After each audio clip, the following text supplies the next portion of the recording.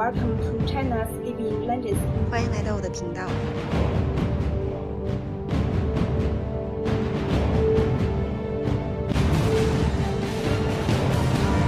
Imagine a field.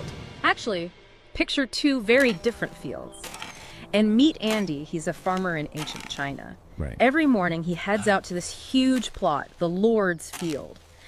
But, you know, his shoulders are slumped, he's moving slow, barely scratching the surface. Yeah, kind of grudgingly. Exactly. Because why put in the effort? Every single bit of grain he grows there. It just goes off to some distant lord he's never even laid eyes on. So the yield is, well, it's pitiful. There's just no motivation. But then, right behind his little hut, there's his own small plot, his family field. Mm-hmm. And here, Andy is like a completely different person. He's just a whirlwind, working nonstop, sunrise to sunset. Every weed pulled, every plant tended, you can almost feel the effort. Because this matters. Every grain from this field means his family survives. It's life or death, really. That contrast is stark. Yeah. And it wasn't just Andy, right? This was the reality across the whole state of Lu, over 2,500 years ago? Yes, and the ruler, the Lord of Lu, he noticed. He saw his own vast fields looking sparse, neglected, and then he saw these little private plots just thriving. It must have been a real light bulb moment, a fundamental insight into, well, human nature and incentives. The old system where the state owns everything and just demands labor, it just wasn't working. Not for generating revenue anyway. It's incredibly inefficient, unsustainable even. So this lord, he makes this decision. It sounds simple, but it was truly revolutionary for the time. Okay, what did he do? He basically told Andy and the others, look, forget my fields, go home, focus on your own land and make it productive, and then come harvest time, just give me 1/10 of what you grow. A 10% tax based on their own yield. It sounds so logical, almost modern in a way. It does to us now, but back then, this wasn't just tweaking the rules. This was a political earthquake. It sent shockwaves through the whole system. A seismic shift, you called it, and it completely changed the power dynamics. That's what we're diving into today.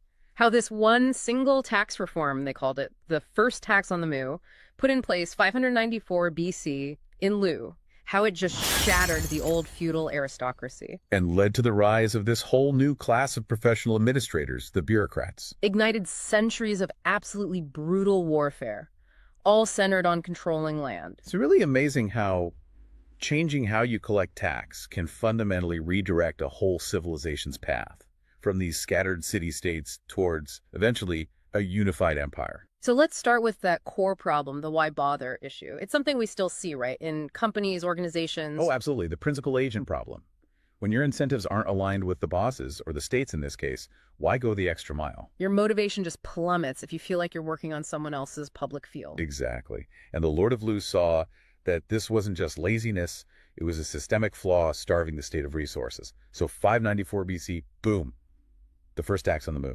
Meaning people paid taxes based on the actual area of land they held? And a Mu, just for context, is roughly, 0.15 acres, about 600 square meters. So it's about measuring specific plots. Even if the measuring was pretty basic back then. Right. But the concept was the revolution. Because, like you said, a modern listener might just shrug and say, well, yeah, you tax land in farming societies. What's the big deal? It seems so obvious now. So why was it such an earth-shattering idea back then? What was the prevailing mindset? Okay, think about, say, early medieval Europe. A king didn't just tax everyone directly. Power was filtered down through layers, dukes, barons, local lords. They controlled their own patches. Right. The king relied on them to provide knights resources. It was indirect. Precisely. The idea of the central ruler reaching past all those nobles to directly assess and tax every single farmer's plot, unheard of. It basically cut out the middlemen. The feudal lords? Yeah. The ruler was saying, I'm dealing straight with the source of wealth, the land, and the people working it, not just through you guys. Wow. Okay, that immediately sounds like a direct challenge to the existing power structure. It wasn't just about money, it was about authority. Absolutely. A lord's power came from controlling the people and the output on the land the monarch granted him. This new tax system attacked that very foundation. The monarch was claiming a direct stake in all land. But making this actually work, I mean, the practical problems must have been enormous back then. Oh, immense. Huge hurdles. First off, think about the basics. Land was actually pretty abundant in many places, but people were relatively scarce. So if you tax land area too heavily, Farmers could just leave. pack up, move to unclaimed territory, disappear off the tax map. It was way easier to control people to tie them to a lord or a place than it was to accurately track and tax shifting plots of land across vast areas. Plus, you needed standards, right? How do you weigh the grain consistently? How do you even measure the land area accurately? Exactly, standardized weights and measures. That really only came much, much later with Qin Shi Huang, the first emperor. And think about the administration. You'd need a massive nationwide bureaucracy, people to measure, record, collect, prevent cheating. Which just didn't exist yet. Not even close. It's actually quite similar to what happened in the late Roman Empire with the colony system. How so? Well, as the Roman state struggled, they legally bound farmers to the land they worked, even free farmers. Why? To guarantee labor and, crucially, tax revenue. When you can't easily track and tax the land itself, you control the person on the land. It's that same core logic. Control the person if you can't effectively control the land. That was the mindset of the old public field system. Right. And the methods for measuring were incredibly primitive at first. There's this phrase, il shui, Which means? literally to pace out the Muan tax. Right. They would walk the boundaries step by step to estimate the area. Wow. You can just picture some poor official trudging through fields, trying to count his steps accurately, no proper tools, maybe just scratching notes on bamboo slips. It shows the sheer difficulty. But even that simple, backbreaking effort kicked off this huge transformation, moving China away from being a collection of city-states toward becoming an empire. That's a really interesting point about state foundations. You're saying city-states, like maybe Athens, are built on their population. Often, yes. Their citizens provide the army, they pay duties on trade, their participation is the state's resource. Think military service, civic duties. Whereas empires, like Persia maybe, are built on controlling vast stretches of land. Exactly. Taxing the agricultural output of that land becomes the main source of wealth and power. Modern nations, arguably, are founded on sovereignty, a different concept again. And this idea of the tax handle, the shubian, explain that a bit more. Think of the state's resources like a big pot. The ruler needs a tool, a ladle, to scoop resources out. That tool, that mechanism for extraction, is the tax handle. In the city-state model, that handle was geared towards people demanding service, labor, maybe a share of trade profits. But the first tax on the move fundamentally shifted where China's tax handle was grabbing. Precisely. It moved from demanding things from people directly to demanding things from the land they worked. A pivot from an Athens-style model to a Persia-style model, from citizens to territory. And the consequences of grabbing that new handle were Massive. huge chain reactions. Externally, the focus shifted. Suddenly, land wasn't just a place to live, it was the primary source of state revenue. So competition for territory became way more intense, way more brutal. Leading to the kind of horrific warfare and massacres we see later in the Warring States period. States weren't just fighting for glory, they were fighting for tax base. Exactly. More land meant more power, more revenue. And internally, you couldn't run this new system with the old feudal structure. Right, you mentioned needing bureaucracy. You needed a sophisticated, centralized administration. Record keepers, surveyors, tax collectors, answerable to the central state, not local lords. New institutions had to be built from the ground up. Which meant the old feudal system, those layers of nobles between the ruler and the actual land, it had to go. It had to be dismantled, often violently. That's partly why the reforms in various states during the Warring States period were so bloody. They involved stripping power and land from entrenched aristocratic families. And the result for the ruler? A massive increase in potential power and revenue flowing directly to the center. We see the culmination with Qin Shi Huang after he unifies China, his famous decree. The one about the black-headed people? Yes. Let the black-headed people register their own fields. Black-headed people meaning the commoners, everyone without titles. He's speaking directly to them. Bypassing any remaining aristocracy entirely. It's pure imperial thinking. The land is ultimately mine. You commoners work it, you register it with my government, and you pay me taxes based on its area. I don't care who your local bigwig used to be. That really embodies the shift. An empire is built on controlling land, like the saying, he who conquers the country rules the country. It's all about the territory. But this wasn't an overnight success. You said the first tax on the mu was just the first step. How long did this struggle actually take? It's staggering, really. From that first step in 594 BC, it took over 1,000 years for the Chinese Empire to develop a system that could truly consistently tax land effectively, a millennium of trial and error. 1,000 years. What took so long? What were the persistent problems? Well, the technical challenges just didn't disappear quickly. Land surveying got better, slowly. They moved beyond just pacing it out, developing things like the 1,000 square field method, or using basic geometry for the boundary demarcation method. But still primitive by our standard. Oh, absolutely. And crucially, managing the records was a nightmare. Think about it. Land gets bought, sold, inherited, split up, merged, constantly all across this enormous empire. Without computers, databases, or even reliable maps for much of it. The land registers just became this chaotic mess, as historians put it. Keeping track was a problem they frankly never fully solved in the Imperial era. They were always playing catch-up. So, if direct land taxation was so hard for so long, how did they actually collect revenue for all those centuries? Did they just give up? No, they developed a kind of workaround. A clever, if flawed, compromise system that lasted for a very long time, basically from the Han Dynasty right through to the early mid-Tang Dynasty. Hundreds of years. Okay, what was this workaround? The state essentially said, okay, tracking every single plot's exact size and ownership is too hard, but we can count people, more or less. So they would notionally distribute land based on population. Like an adult man gets allocated, say, a standard 100 mil plot. Something like that, yeah. Different systems had different amounts, like the Han's land grant system or the Jin's land occupation system or the famous equal field system used later.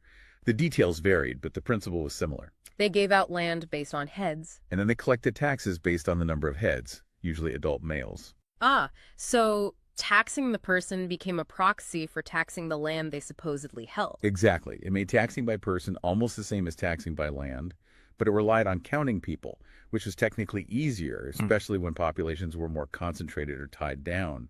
It was a hybrid system. It's like if a modern government couldn't do property taxes properly, maybe they'd just say, okay, everyone notionally gets a standard apartment, now pay a flat tax per person. That's a decent analogy. A poll tax, justified by a theoretical land allocation. But you said this workaround was flawed. What was the big problem with it? The massive fundamental flaw was that it only worked if the state actually had enough land to keep distributing. And eventually, they didn't. Right. As population grew, and especially as powerful families and monasteries accumulated vast estates, often tax-exempt legally or illegally, there just wasn't enough land left for the government to hand out to peasants. So what happened when a peasant lost their land, maybe to debt or famine, and the state couldn't give them a new plot? They fled. They became vagrants, bandits, or tenants working for the big landowners. The tax base collapsed, social order frayed, and you often got massive peasant uprisings. It was a recurring cycle of instability inherent in the system. Which leads us finally to a really major shift, right? Mid-Tang Dynasty, around 780 AD, the two-tax reform. Yes, implemented by Chancellor Yang Yan. This is arguably the conceptual birth of a truly modern property tax system in China. It's a huge institutional leap. What made it so different? The state fundamentally changed its role. It stopped trying to be both the landlord allocating land and the tax collector. That dual role had become impossible. So it stepped back. It stepped back. It basically said, forget about who allocated what land. We are simply going to assess the land people actually possess, however they got it, and tax them based on that ownership and its assessed value or area. Wow, that's a massive separation. Land ownership and taxation become distinct things. It's a crucial conceptual separation. Like, as you mentioned, the shift in Europe from feudal dues tied to land tenure towards a national tax system based on income or property value, regardless of how you got it. The state's interest became purely fiscal. And how did the two-tax name come about? Simply because taxes were now collected twice a year, summer and autumn harvests, based purely on the amount of land held. More land, more tax. Less land, less tax. No land. No tax based on land. Simple, direct, universal property tax. In principle, yes. So let's just recap that timeline because it's incredible. The idea starts in 594 BC with the first tax on the mu. Right. But it takes until 780 AD with the two-tax reform for a system truly based on taxing actual land ownership to be formally established. That's For over 1,300 years. 13 centuries of struggle, workarounds, collapses, and reforms to get there. It really underscores how difficult fundamental state building, especially fiscal systems, actually is. It's not just having the idea, it's building the capacity to implement it. And even after 780 AD, was it smooth sailing? Did the system finally work perfectly? Well, no. Even with the two-tax system in place institutionally, The practice remained a constant struggle. The core issue of accurately surveying all land and, crucially, preventing powerful, privileged groups from hiding their land or getting exemptions. That never went away. It remained, as the sources often lament, an unsolvable problem throughout the rest of imperial history. Wealthy families, officials, monasteries, they always found ways to underreport their holdings and evade taxes. The central government was in a perpetual battle to update the registers and enforce the rules. So the ideal of a fair and comprehensive land tax was established, but fully realizing it remained elusive. Exactly. The administrative and political challenges were immense and persistent. So looking back, it all started with Andy the farmer, his motivation, or lack thereof, on those two different fields. Yeah, that simple observation about incentives. It sparked an idea that led to this incredible 1,000-plus-year saga of transformation, reshaping the Chinese state, fueling wars, creating bureaucracies, defining power itself around land. It's a powerful lesson in how seemingly small fiscal adjustments can have profound long-term consequences for an entire civilization, and how states always grapple with that fundamental challenge. How do you effectively and fairly get the resources you need? Which makes you think, considering this immense historical struggle, the technical hurdles, the political resistance, the constant fight for fairness and enforcement, what should we be prioritizing today when we think about our own tax system? It's true, isn't it? Issues of fairness, efficiency, loopholes, measuring wealth, enforcement. These aren't new problems. How much do those ancient challenges still echo in our modern debates about things like wealth taxes, property taxes, corporate taxes, and who bears the burden? Are we just using more sophisticated technology to wrestle with the same fundamental issues of power, wealth, and obligation that they faced millennia ago? Something deep to consider. When we talk about how China eventually unified, going from all those warring kingdoms to one empire, there's this one name that always comes up, Hongyang. Absolutely. He's seen as the guy who basically supercharged to the state of Qin, gave them the edge they needed. Right. But here's the thing that historians have wrestled with for like 2,000 years. Was he this amazing visionary, this genius of reform? Or was he just the architect of these incredibly harsh, almost notoriously cruel laws? Right. Someone whose name basically means legal tyranny even today. It's a huge puzzle, isn't it? Because trying to just label him good or bad, it just doesn't work. It kind of misses the point when you look at the sheer scale of what he built, the machinery of state he put together. Yeah, you have to stop asking if it was moral and start asking, how did it work? Like from an engineering perspective. Exactly. And that's what we want to do in this deep dive, right? Look at Hongyang through that lens. Systemic engineering, imperial finance. How did he pull off this massive institutional transformation? Let's try to get past the simple good-bad judgment. Because before him, Qin wasn't exactly running smoothly. Not at all. For all its potential, it was struggling. It's like, imagine the state was running on really clunky old software, decades old. Like a legacy system that keeps crashing, built on old feudal ways that just couldn't scale up for war or, well, anything. Precisely. Fundamentally inefficient. Okay, so let's dig into the blueprint, the brand new operating code he installed. All right, so Hongyang shows up. He's got the full backing of this ambitious young ruler, Duke Qin Xiaokong. And he rolls out these reforms in two big waves. First around 356 BC, then another push in 350 BC. And these are the famous reforms you read about, right? Getting rid of the old well-fueled land system. Yep. Opening of land for private ownership, they called it Kaikonmo. Standardizing weights and measures, which sounds dull, but it's actually crucial. And registering the entire population, which sounds like a nightmare logistically. Oh, absolutely. And often, people just see this list, a bunch of separate administrative tweaks. Useful things, sure, but just a list. But you're saying that's missing the forest for the trees. Totally. The real genius isn't in any one of these things. It's how they all fit together. Interlocked. It's the systematization. Okay, explain that. Systematization. What does that mean in this context? It means designing a structure where everything feeds into everything else. Getting rid of the old land system directly enables the new tax system. The population register directly supports the new way of rewarding soldiers. Ah, so it's all connected, working towards one central goal. State power. Maximum state power and efficiency. Everything serves that goal. Okay, so to really get why this is different, let's think about other reformers in Chinese history. The famous ones who came later, like Song Hongyang or Wang Anshi. Right, or even Yang Zhuzheng much later. Figures who were trying to save dynasties that were already kind of falling apart. So what was the big difference between their approach and Shangyang's? Well, those later guys, they were working within an existing imperial system, a system that was often, frankly, broken or declining. They were trying to stop the bleeding, financially speaking. Exactly. They were patching things up, applying fixes, mending the old code, trying to make it work again. Their job was fixing problems, symptoms. But Hongyang, he wasn't fixing a dynasty. He was basically inventing one, right? Or at least the operating system for one. Precisely. He wasn't trying to optimize the old bureaucracy. He was writing the fundamental structure for bureaucracy itself. He chucked out the whole feudal way of doing things. Throughout the old code? And installed a brand new operating system, designed from scratch, maximum resource extraction, maximum state efficiency. That was the goal. Okay, let's get into the financial engineering then, because that seems key. You mentioned this earlier idea, the first tax on acreage, the Chu. Why wasn't that really working before him? Well, think about the hardware he was dealing with, the actual land setup and the social structures. Before his reforms, you had this old well field system. Right, the one where land is supposedly divided into 9 squares, and the middle one is worked for the lord. Yeah, theoretically. But in practice, it meant the state only really had a clear claim on that central plot.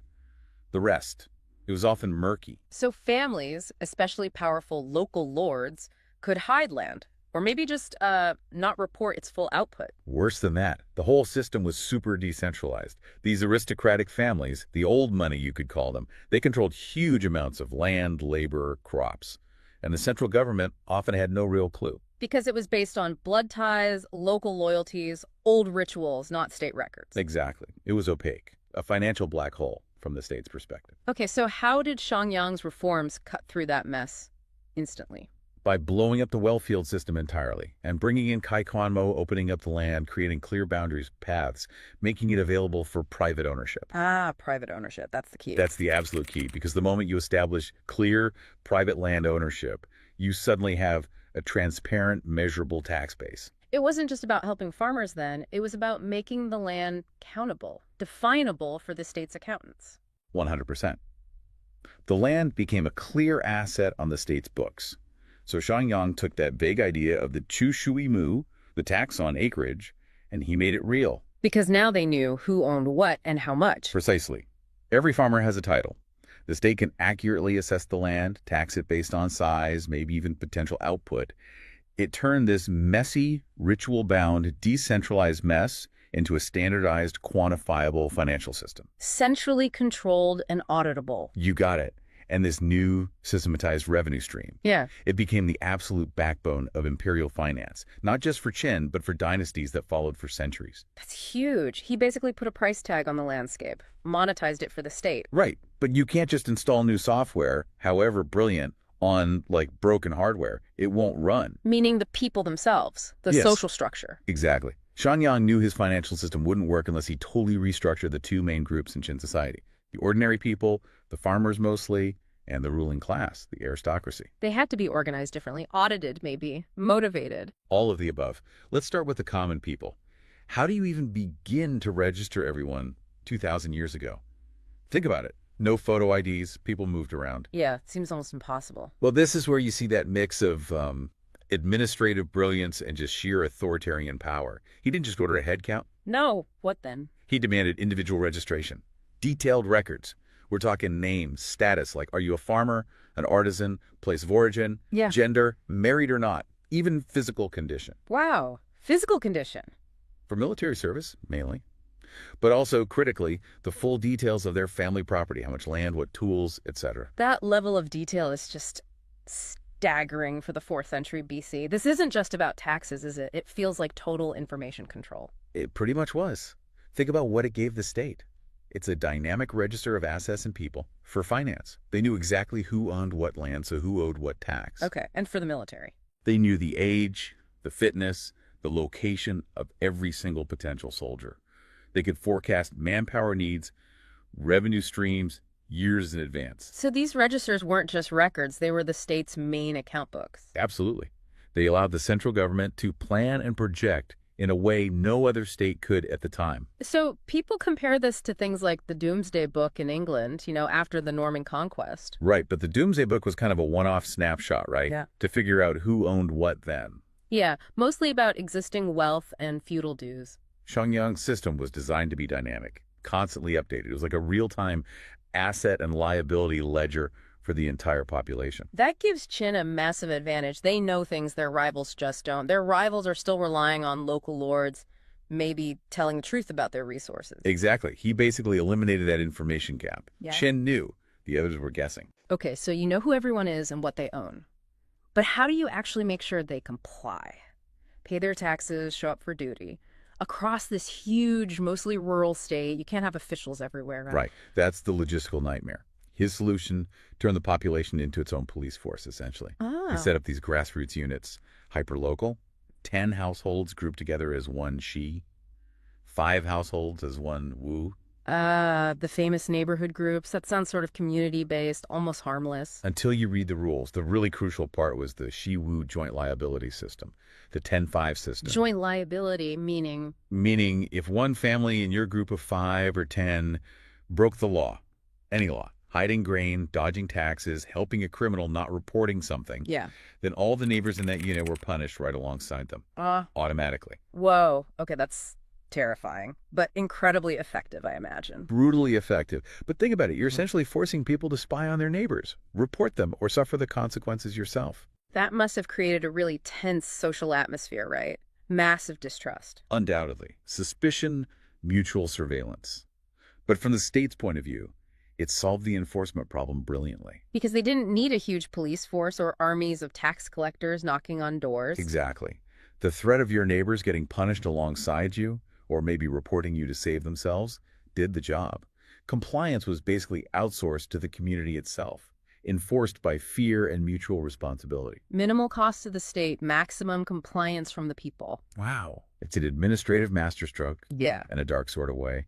And there's more. These Shi and Wu units, they weren't just for policing. No. What else? They were the basic statistical unit for actually levying taxes and drafting soldiers. Ah, okay. So the state says we need 100 soldiers from this region. They knew exactly how many Shi or Wu units that required and where to find them. It made resource extraction taxes and manpower standardized, predictable, efficient. It's like a grid laid over society, designed specifically to pull resources out. That's a perfect way to put it. A social grid designed for resource extraction. Okay, reorganizing the common people, that's one massive challenge. But messing with the established aristocracy, the powerful families, the old money with actual local power, that seems even riskier. That's where reforms usually die, isn't it? Absolutely. That's often where the reformer ends up losing their job or even their head. So how did Shang tackle that? How did he dismantle centuries of inherited privilege without getting himself killed immediately? He used their own ambition and the state's biggest need against them. The weapon was Zhengong, military merit. Okay, rewarding soldiers for success in battle, that seems straightforward. It was straightforward, but the implications were revolutionary. He basically said, the old aristocracy, they're a drain on the state unless they are directly helping us win wars. So their position, their privilege, was no longer guaranteed by birth. It had to be earned, linked to the state's survival. Precisely. For ordinary people, this was amazing. It meant upward mobility. Kill enough enemies, serve bravely. You could climb the ranks, gain status, land, wealth. Okay, carrot for the commoners. What about the stick for the nobles? A very big stick.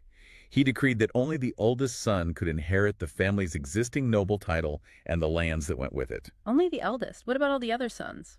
The spares? Tough luck. They were essentially cut off from the inherited title and privilege. If they wanted rank, power, government jobs, wealth, fame... They had to go earn it themselves. On the battlefield. Yeah. Through Zhengong. No title, no land grant, no fancy position just because of your daddy.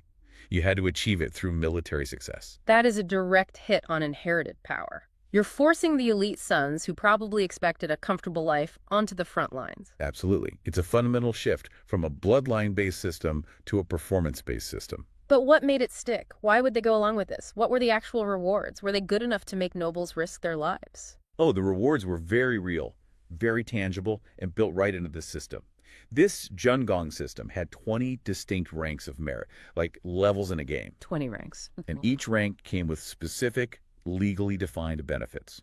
Grants of land, more land for higher ranks, allocations of servants or peasant labor, sometimes dozens, even up to 100 for the highest ranks. Wow. So actual economic power. Huge economic power. and crucial legal perks. Exemptions from certain taxes, exemption from forced labor obligations that ordinary folk had. The higher your Zhenggan rank, the more wealth you got and the fewer burdens you carried. So a common soldier could, theoretically, achieve the economic status of an old noble just by being a better fighter. That was exactly the idea. He replaced the old currency blood with a new currency battlefield performance. The effect on the state. Twofold. One, you constantly refresh your leadership with people who are proven competent and loyal to the state's military goals. Two, you force the old, potentially complacent elite to actively contribute or become irrelevant. They had to fight to maintain their status within this new system. Okay, this whole system, it's so comprehensive, so coldly logical. It feels like it must be based on some core ideas about how people work, how politics should work. It absolutely was. This wasn't just random policy making. It was underpinned by a very specific philosophy, what we now call legalism. Legalism. And at its heart is a particular view of human nature. A very pragmatic, some might say cynical view. Hongyang completely rejected the idealism floating around at the time, like the Mohists, Mozu, who were talking about universal love, caring for everyone equally. He didn't buy that. Didn't think people were naturally good or altruistic. Not really. His core belief, the engine he saw driving everyone, was self-interest. You put it very bluntly. Alive, one calculates for profit. Dying, one worries about fame. Profit and fame. That's it. Those are the levers. Those are the main levers, according to him. Utility and recognition. What can I gain? How will I be remembered or seen? So instead of trying to, preach morality at people, which is kind of what the Confucians were doing. Right, trying to make people virtuous through education and ritual. He just said, okay, people are selfish. Let's use that. Build a system that takes that private greed and channels it towards what the state needs. Precisely. The state, using its tools, those very clear, very institutionalized rewards and punishments we talked about, acts like a visible hand. It guides that natural self-interest towards the only two things the state really valued back then: farming. To grow food, create wealth, feed the army. And fighting. To secure territory, defeat rivals, consolidate power. He was kind of like an ancient behavioral economist then, not worried about your inner virtue, just designing the incentives to get the behavior he wanted for the state. That's a great way to put it. He wasn't asking if you were a good person. He was asking, does the system make you act in a way that benefits the state? Does it maximize state output? You mentioned Machiavelli earlier. It fits, but maybe Shangyan was even more fundamental. He wasn't just advising, he was building the machine itself, using that giant state hammer to shape behavior. Yes. And this hard-nosed pragmatism inevitably put him on a collision course with all the other major philosophies buzzing around during the Warring States period. They all had different ideas about how to govern. Okay, let's take them on. First, the big rivals. The Confucians, the Rugia. They were all about rule by virtue, right? Leading by moral example, respecting tradition, rituals. Yeah, the importance of the ruler being a morally upright gentleman, setting the tone for society. And Shangyan thought this was pedantic and useless, his words, basically. Especially in a time of constant war and survival. For Qin to make it, he insisted, you needed rule by law, Faji. That had to be the only standard. The law is supreme. Clear, predictable, applies to everyone, no exceptions. No exceptions. Doesn't matter who you are, what your family background is, the law is the law. And this is where that famous kind of horrifying story comes in, right? About the crown prince's tutor. Exactly. He had to show that this new operating code, the law, was more powerful than centuries of tradition and hierarchy. So the story goes, the crown prince broke a law, but you can't punish the heir directly. So Shanyang punished his guardians, his tutors. And not just a slap on the wrist, he supposedly had the nose of one of the highest-ranking tutors cut off. Ouch. That's not just punishment, that's sending a message, a very brutal public message. Absolutely. It was political theater. It screamed to the entire old nobility. Your rank, your connections, your traditions mean nothing next to this new legal code.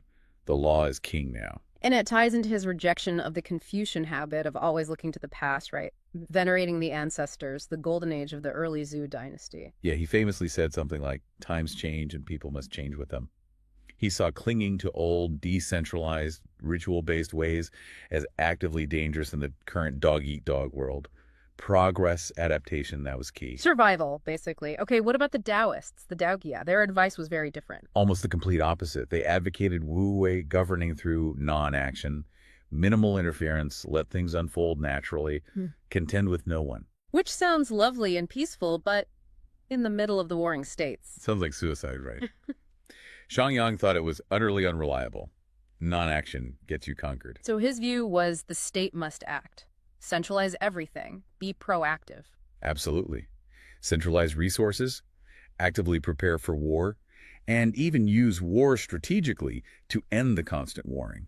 Consolidate power to create peace, paradoxically. It was a policy of maximum intervention, maximum control. So you've got the Confucians wanting to discuss ethics and tradition, the Daoists wanting to step back and let things be. And Hongyang is the guy saying, look, the enemy is at the gates. Forget philosophy for a minute. Here's the plan. Here's how we survive and win. That kind of brutal clarity must have been exactly what the Duke of Qin needed or wanted at that moment, focused purely on state utility, state survival. It seems so.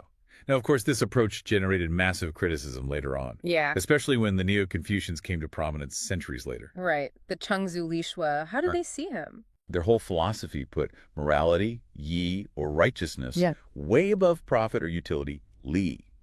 So naturally, they looked back at Hongyang's system and condemned it. As what? Fundamentally immoral. Yeah, as selfish. As building a state based on greed and manipulation.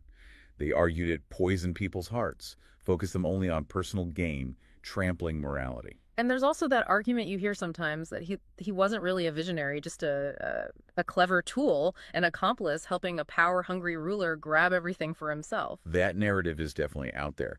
But I think it's too simplistic. It overlooks the focus on institutional design. How so? Hongyang seemed focused on building the system, the state, as an institution, which is actually distinct from the person of the ruler. His loyalty seemed to be to the efficiency and power of the state mechanism itself. Which brings us to how we should really evaluate him. Maybe reformer isn't quite the right word. It doesn't capture the scale. Perhaps we should think of him as a legislator. A legislator. Even though his system was, let's be honest, authoritarian.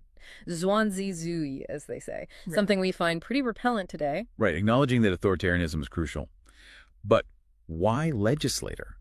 Well, think about what some political philosophers, like Rousseau, said about the role of a legislator. Okay. Rousseau, what was his take? Rousseau talked about the general will, the idea that people collectively, deep down, always want what is good for them. But they don't always see clearly what that is or how to achieve it. They feel the need for change, but lack the roadmap. So the legislator's job is to help society recognize its own underlying needs, and then provide the actual structure, the laws, the institutions to meet those needs. That's the idea. The legislator articulates and executes that general will. And you're saying Hongyang did that for Qin and maybe for the whole era? I think that's a strong argument. Yeah. What was the general will of the warring states period? Arguably, it was the desperate need for order, for an end to the chaos, for survival, and ultimately for unification. People were suffering from constant war, instability. Exactly. And achieving that stability required a totally new kind of state, one that could manage land and people differently, mobilize resources for war effectively, and provide strong internal incentives.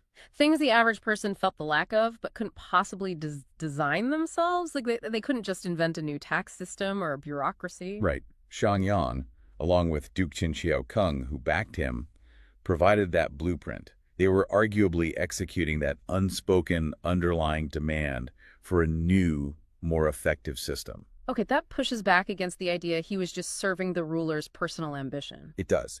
And there's evidence Hongyang himself believed the ruler's job was for the people, that the monarch should govern the world for the sake of the world, not just for personal profit.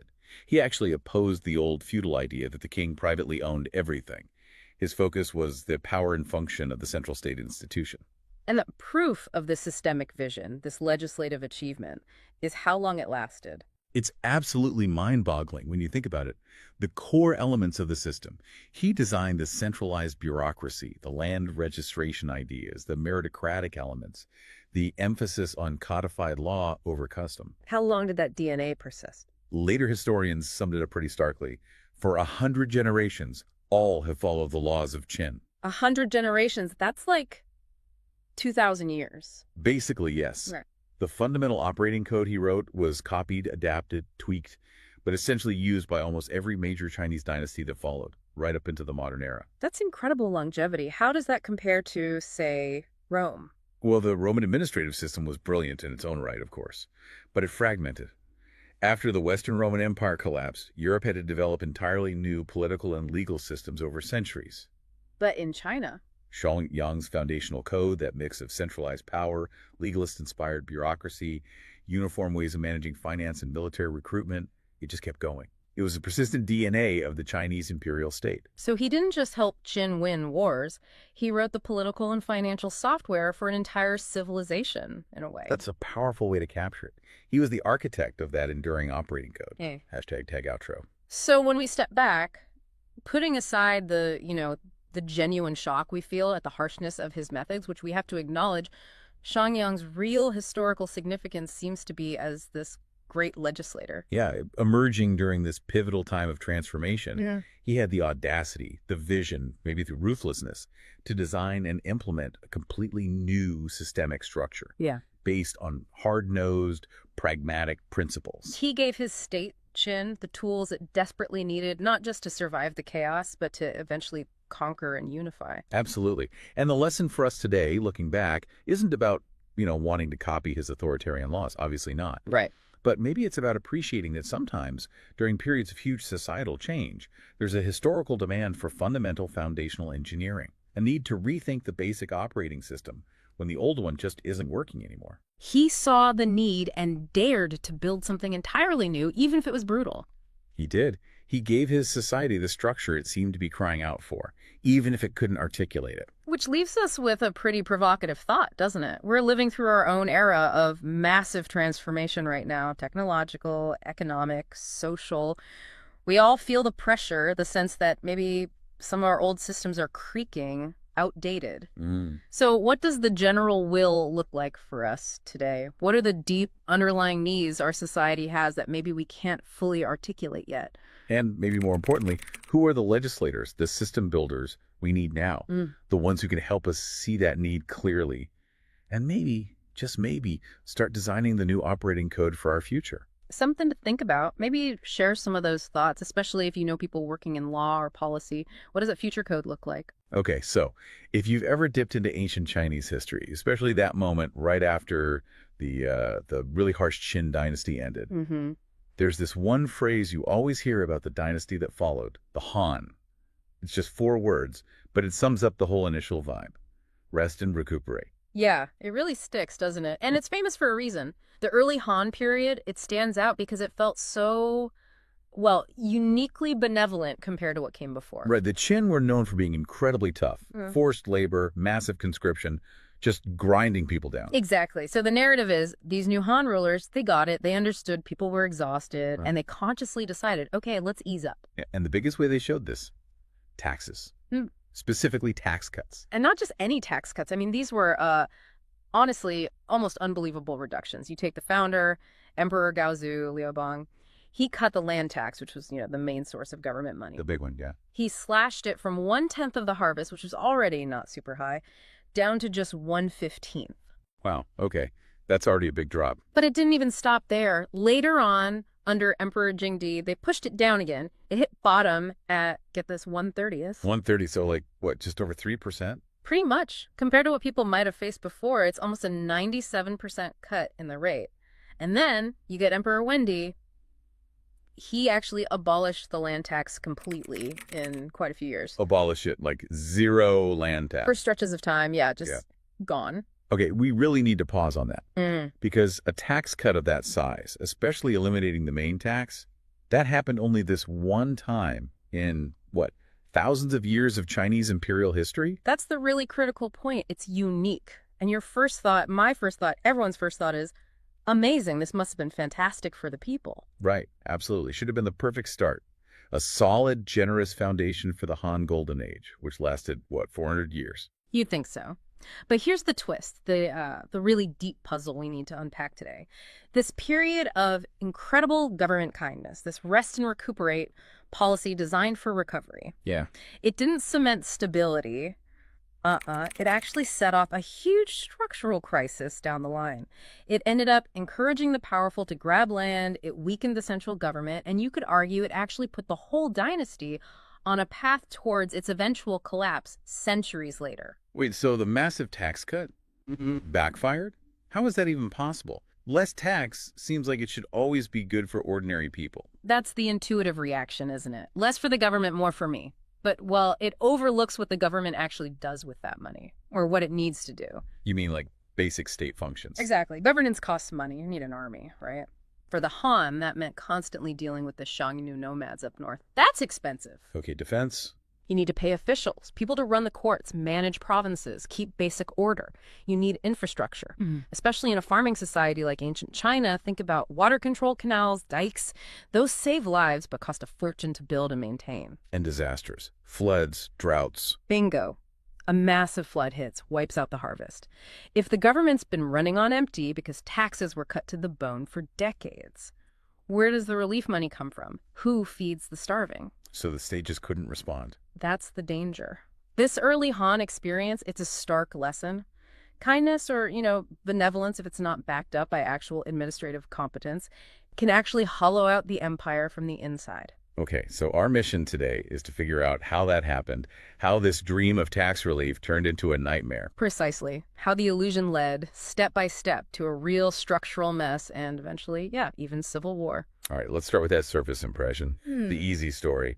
The Han rulers were just better people than the Qin emperors. Yeah. More moral, more focused on the common good. And that narrative was powerful. The Qin were famously cruel. That Great Wall project cost countless lives. Forced labor, harsh laws, spying on people, crushing taxes. It all led to rebellion. So the Han definitely wanted to be the opposite of that. Oh, absolutely. They learned the big lesson, rule with an iron fist, and eventually the fist gets broken. So the idea was clear. The state exists for the people. Help them rest, help them recover. Politically, it was brilliant branding. But you're saying when we look past the philosophy and get into the nitty-gritty, the technical side of things, Yeah. the story changes. It really does. These huge tax cuts, well, I'm sure there was some genuine desire to be benevolent. The main reason wasn't just high-minded ideals. It was, frankly, an act of helplessness. Helplessness, how so? Because the early Han state, it fundamentally lacked the administrative power, the machinery to actually collect a high tax rate effectively. Even if they wanted to, they probably couldn't have enforced it across the whole empire. Okay, that kind of pulls the rug out from the benevolence angle.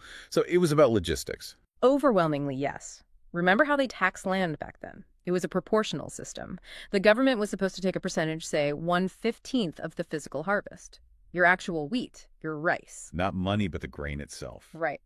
Now picture the situation. China is huge. After years of war and chaos, lots of areas were sparsely populated.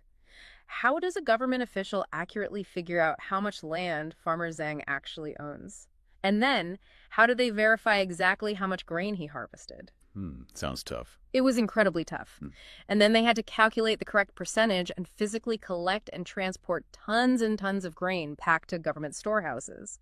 The whole process required an administrative system that, well, just wasn't there yet. How basic were we talking? Like, how did they even measure the land? Super basic methods. Officials literally pacing out fields by foot, maybe using ropes. Records weren't on paper yet, mostly on bulky wooden or bamboo slips. Imagine trying to store, search, and transport millions of those. Clunky's an understatement. And the real kicker, most of the local officials, the guys actually doing the measuring and collecting out in the villages, they were illiterate. Wait, the tax collectors couldn't read? Largely, yeah. They could probably count, maybe do some simple arithmetic, but reading complex regulations, filling out detailed forms accurately, keeping reliable records, that was way beyond most of them. So you've got this massive territory, primitive measurement, terrible record keeping, and illiterate agents trying to collect a percentage of a physical harvest. It's an administrative nightmare. Imagine trying to collect, say, a 10% tax under those conditions. How much would actually reach the capital? How much would get lost, stolen, or skimmed off by corrupt officials along the way? It sounds like the cost of collection could easily eat up most of the tax itself. Exactly. It was wildly inefficient and incredibly vulnerable to corruption. Officials could collect the tax, report only a fraction of it, and pocket the rest. Everyone knew it was happening. Okay, I think I see where you're going. To make this really hit home, think modern. Imagine the IRS today.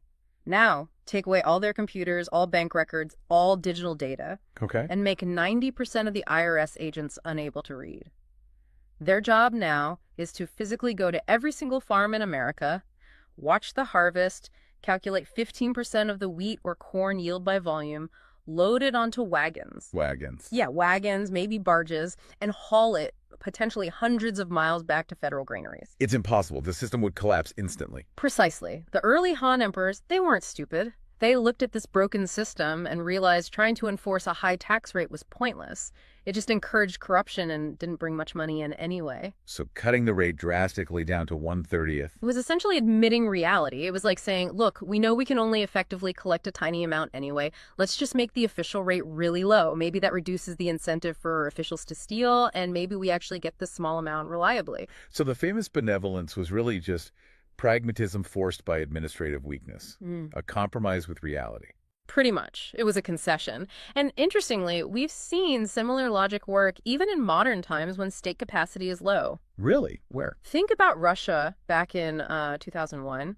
Tax evasion, especially on personal income, was absolutely rampant. The government just couldn't enforce the complex progressive rates effectively. People just weren't paying. Okay, so what did they do? They did something radical. They scrapped the old system and brought in a simple flat income tax of just 13%.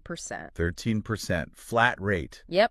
Suddenly, the hassle and risk of evasion seemed less worth it for many people. It was simple to understand, simpler to administer, and guess what happened? Let me guess. Actual tax revenue went up. Exactly. Right. The government collected more money with the lower, flatter rate because compliance increased dramatically.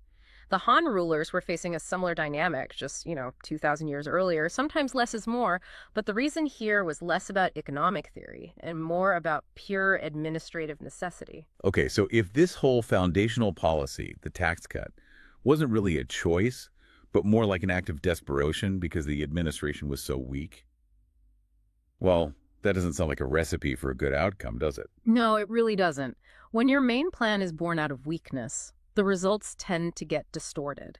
The inability to properly tax land, the traditional, logical source of wealth in a farming society, forced the Han government down what some historians call a crooked path.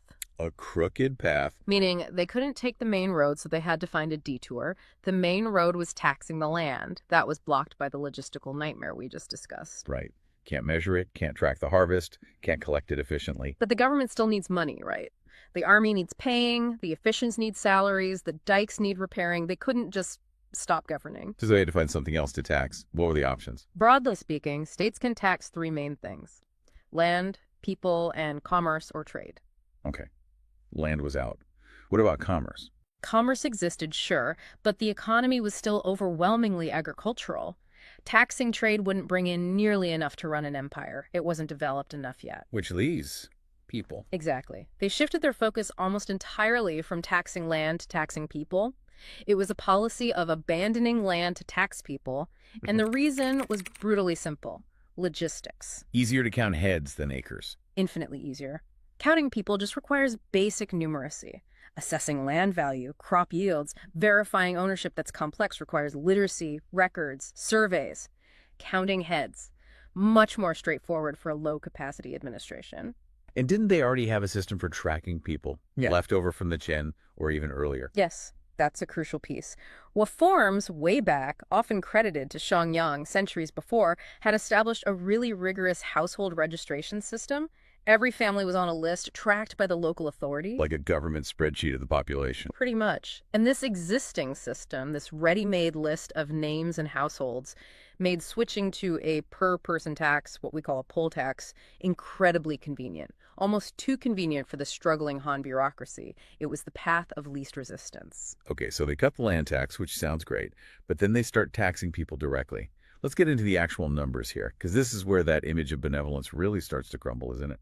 This is where the bait and switch happens. The land tax is tiny, maybe 130th or even zero some years. Hooray! But then come the other taxes, the ones levied per person. What were they? Okay, first, the main one, the basic poll tax. Every adult, defined as aged 15 up to 56, had to pay 120 chine per year. And chine was the standard bronze coin.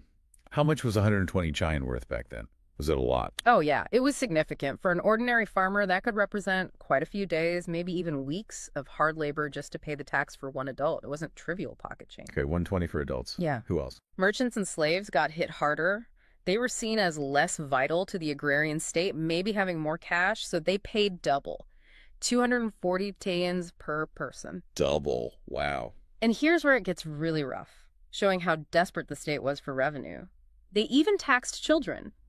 Kids aged 7 to 14 had to pay a minor's fee of 20 chien. Taxing 7-year-olds. Yep, taxing existence pretty much from the moment you could, walk and talk. Okay, adult tax, merchant slave tax, children's tax. Anything else? Oh, yes. There was the big one, the substitute for labor service. Ah, the corvée labor, where men had to go work on government projects. Exactly. Every adult male owed the state, I think it was up to about a month of labor per year, building roads, canals, fortifications, maybe local militia duty. But if you couldn't afford to leave your farm for a month, especially during planting or harvest... Your farm would fail. Right, so you could pay a fee instead, a payment in lieu of service. And this fee was often mandatory or practically unavoidable for farmers. So let's add it up for a typical family. Say 2 adults, 2 kids between 7 and 14. Okay, 2 adults at 120 each is 240. 2 kids at 20 each is 40. That's 280 chien right there. Then add the fee for avoiding labor service, which could be substantial. Suddenly, the total amount this family is paying in these per-person fees could easily be way, way more than they ever would have paid under the old higher land tax system, right? Absolutely. That's the crux of it. The government makes a big show of cutting the property tax, the land tax, down to almost nothing. Everyone cheers. But then, quietly, through these other fees, the head tax, the child tax, the labor avoidance tax, they claw it all back, and often much more. It's like a shell game. Look over here at the tiny land tax. Don't look at the massive pile of fees over here. Precisely. The burden didn't disappear, it just shifted. It moved from being based on wealth, how much land you own, to being based purely on existence, how many people are in your household. And that shift must have felt deeply unfair. It was structurally fraudulent. It was so blatant that later officials like Wang Meng, who actually took the throne for a bit during the crisis the system helped create, he called it out directly. Really? What did he say about it? What was his take on this supposedly great tax cut? His summary was brutal and accurate. He said something like, in name, the tax is 1/30. In reality, it's 5/10. 5/10. He meant 50%. Effectively, yes. He argued that while the nominal tax on land wealth was tiny, maybe 3%, once you factored in all these per-person fees that people had to pay, the actual burden on a common family's income was closer to half of what they could produce. So much for rest and recuperate. Underneath the nice slogan, the state was still extracting a huge amount, maybe even more than before, just using a different, sneakier mechanism. And arguably a much more unjust mechanism. Right, that injustice seems key. It wasn't just that the total burden might have been similar or higher, it's how it was levied. The poll tax system feels fundamentally unfair, especially when you have differences in wealth. It is fundamentally unfair. And this isn't just an ancient China thing. It's a concept you see pop up throughout history, and it's almost always hated. Why? Because a poll tax is blind to wealth. It taxes heads, not assets. It's a flat fee just for existing, basically. Exactly. The classic modern comparison helps, I think. Imagine a billionaire living in a huge mansion. Now imagine a poor family renting a tiny apartment. Under a pure poll tax system, they could end up paying the exact same amount in tax just for being residents. Which feels completely wrong. It violates that basic idea of contributing according to your ability to mount. Absolutely. And we don't even need to look that far back. Remember the UK in 1990? Margaret Thatcher's government introduced the community charge, which was widely nicknamed The poll tax. the poll tax. And the reaction was immediate and furious. Massive protests, riots across the country. It was seen as so deeply unfair that it contributed hugely to Thatcher's downfall. People viscerally reject that kind of tax. So that same sense of injustice was likely brewing in Han China. You have to assume so, and maybe even more intensely, because the wealth gap was widening and the consequences were starker. Think about it. You have a powerful local landlord. The sources call them Hao Cheng Di Ju. Hao Cheng Di Ju. What does that translate to, roughly? Something like powerful local magnate or great landlord. Think local oligarch, maybe even a bit like a mafia boss in some cases. These guys own vast amounts of the best land. Hundreds, maybe thousands of acres. Okay, so this oligarch pays the poll tax for his family members, 120 chien per adult. Right. Now picture the small peasant farmer next door. He's barely scraping by on a tiny plot of poor soil. Maybe he only owns a few acres, if that. He also pays 120 chien per adult. Exactly. The richest landowner in the county pays the same head tax as the poorest farmer. The state's administrative weakness, which led them to this easy poll tax, ended up creating a system that effectively subsidized the rich at the expense of the poor. And these Hao-Chan-Diju weren't just wealthy farmers, were they? You said oligarchs mafia-like. Yeah, they were more than just rich. They often had their own private security forces, like little militias. They controlled local markets, loaned money at high rates, and critically, they had huge influence over the local government officials, the same illiterate guys trying to collect taxes. They could bribe them, intimidate them, collude with them. Basically, they were too powerful to mess with. Too big to tax properly, even if the system tried. Pretty much. And now connect this to the other tax policy, the near-zero land tax. Ah. So the poll tax hits everyone equally, unfairly, benefiting the rich. And the land tax, which should hit the rich harder, is almost non-existent. Precisely. What does that create? It creates a massive, almost irresistible incentive for the oligarchs to acquire more land. Why? Because land is now virtually tax-free. Owning vast estates costs them almost nothing in taxes. Right. So annexing more land, buying it cheap from desperate peasants, maybe even forcing them off it, becomes an incredibly profitable business. Their wealth grows exponentially as they absorb more territory, but their contribution to the central government's treasury based on the poll tax stays flat. That's a recipe for disaster. Yeah. The rich get richer and pay proportionally less, while the poor farmer is still stuck with the poll tax burden, maybe even after he loses his land. It's a perfect storm of inequality and state weakness. The oligarchs reap all the benefits of the supposed tax cut. They get tax-free land accumulation. The average farmer gets the burden of the poll tax, loses his land, and has no safety net when disaster strikes because the central treasury is empty. Because the land tax that should have filled it was cut to appease. Well, who did it appease? Not the peasant in the long run. It appeased the need for administrative simplicity, but the result overwhelmingly benefited the powerful local elites. Okay, it seems like in the very, very beginning, maybe the first few years after the dynasty started, this system might have sort of worked by accident. How do you mean? Well, if the population was small after all the wars and there was lots of empty land the government was giving out, Yeah. maybe almost everyone who paid the poll tax also owned some land. Ah, I see. Yeah, that's a fair point. In the absolute earliest phase, when the government was settling people on new land, the overlap between person counted for poll tax and person owning land might have been very high. So taxing heads was, indirectly, sort of like taxing landholders. The administrative shortcut didn't cause immediate structural damage because society was relatively flat at that moment. Exactly. The underlying problem, the injustice and the incentive for land grabbing was there, but it took time to manifest as a major crisis. So when did it start to go wrong? It started once things settled down. Peace returned, the population began to grow, agriculture recovered, and that's when the natural or maybe unnatural process of land concentration began. Farmers losing their land. Yes. Some lost it due to bad luck, a flood, a drought, family illness, falling into debt. Others lost it because the local Hao-Chan-Diju, the oligarch, strategically squeezed them out, bought them out cheap, or used predatory lending. But the government, with its simple poll tax system based on headcounts, kept demanding the tax money from the farmer even after he'd lost his land. The household registration list said he existed, so he owed the tax, regardless of whether he had any income source left. That's brutal. A landless farmer still owing a hefty tax just for being alive. What could he possibly do? He basically had two options. Both were terrible for him, and ultimately fatal for the stability of the central empire. Okay, what's path number one? Path 1. Serfdom. He gives up his independence entirely and goes to work for the local oligarch who probably now owns his old land. He becomes a tenant farmer, a sharecropper, essentially a serf bound to the oligarch's estate. He survives, but at the cost of his freedom. Why is that bad for the empire? Because it's the direct road to feudalism. This farmer is no longer a citizen of the emperor in any meaningful way. His loyalty, his labor, his economic output, it all belongs to the local land baron now. The oligarch builds his own little kingdom. Exactly. He gets a private workforce, strengthens his local power base, and often these oligarchs would find ways to hide these dependent farmers from the official registers, maybe list them as family members or slaves, shielding them from the emperor's poll tax collectors altogether. So the emperor loses a taxpayer and a citizen. The oligarch gains power. The central state weakens. Precisely. That's path 1. Local power grows, central power shrinks. Okay, what was the alternative? Path 2. Path 2. Vagrancy. If the farmer refuses to become a serf, if he won't submit to the oligarch and he absolutely cannot pay the poll tax, He runs. Just disappears. Yeah. He becomes what the texts call a floating person, liumaying. He abandons his village, slips off the household register, and essentially goes off the grid.